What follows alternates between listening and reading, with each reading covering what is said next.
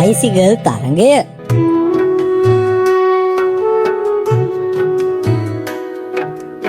එක් ලස්සන ගමක පුංචා නමෙන් හොරු බොහොටේ පිරිමි ළමයෙක් හිටියා.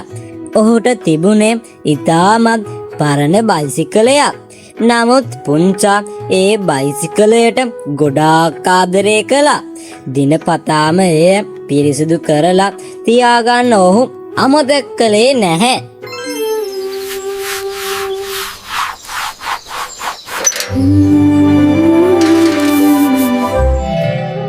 ගමේ වාර්ෂික බයිසිකල් තරඟය පවත්වන දවස උදා වුණා. ගමේ හැම ළමයෙක්ම අලුත් බයිසිකල් වලින් තරඟයට ඇවිත් හිටියා. පුංචාගේ යාළුවෙක් වුණ බන්දුට තිබුණේ හරිම දිලිසෙන වේගයෙන් යන්න පුළුවන් අලුත් බයිසිකලයක්.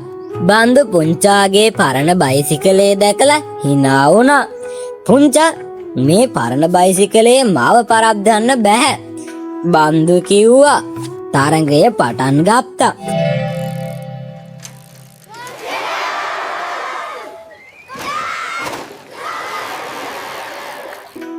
හැමෝම වේගයෙන් බයිසිකල් පැදගෙන ගියා. බන්දු හරිම වේගයෙන් ඉස්සරහින්ම ගියා. පුංචා තමන්ගේ උපරිම ශක්තිය යොදලා බයිසිකලේ පැද්දා.